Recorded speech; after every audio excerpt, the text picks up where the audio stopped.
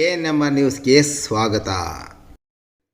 Plastic ತ್ಯಜಿಸಿ ಪರಿಸರ ಉಳಿಸಲು ಪ್ರೇಮಲತಾ ಕರೆ. ಚಿಂತಾಮಣಿ ನಗರದ ಹೊರವಲಯದ ಬೆಂಗಳೂರು ರಸ್ತೆಯಲ್ಲಿರುವ ಆರ್ಕೆ ವಿಷನ್ ಆಂಗ್ಲ ಮಾಧ್ಯಮ ಶಾಲೆಯಲ್ಲಿ ವಿಶ್ವ ಪರಿಸರ ದಿನಾಚರಣೆಯನ್ನು ಗಿಡಗಳನ್ನು ನೆಡುವುದರ ಮೂಲಕ ಅರ್ಥಪೂರ್ಣವಾಗಿ ಆಚರಿಸಲಾಯಿತು.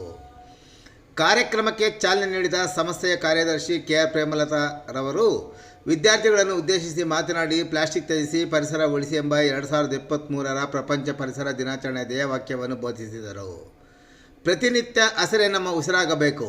ಪರಿಸರ ಸಂರಕ್ಷಣೆಯಲ್ಲಿ ಯಾವುದೇ ವಯಸ್ಸಿನ ಭೇದವಿಲ್ಲದೆ ಸರ್ವರು ಪಾಲ್ಗೊಂಡು ಮುಂದಿನ ಭವಿಷ್ಯದ ದಿನಗಳಿಗೆ ಇಂದೇ ನಾವು ಕಾರ್ಯೋನ್ಮುಖರಾಗಬೇಕು.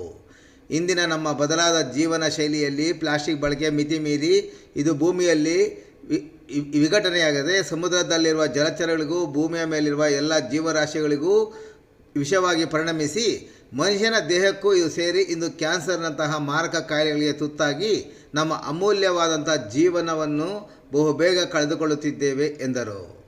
ಕಾರ್ಯಕ್ರಮದಲ್ಲಿ ಎಲ್ಲ ವಿದ್ಯಾರ್ಥಿಗಳಿಗೆ ನಾವು ನಮ್ಮ ದೈನಂದಿನ ಜೀವನದಲ್ಲಿ ಪ್ಲಾಸ್ಟಿಕ್ ಬಳಕೆ ತ್ಯಜಿಸುತ್ತೇವೆ ಎಂದು ಪರಿಸರಕ್ಕೆ ಹಾನಿ ಉಂಟು ಮಾಡುವಂತಹ ಯಾವುದೇ ಕಾರ್ಯಗಳನ್ನು ನಡೆಸುವುದಿಲ್ಲ ಎಂಬುದನ್ನು ಪ್ರತಿಜ್ಞಾ ವಿಧಿಯಾಗಿ ಬೋಧಿಸಲಾಯಿತು.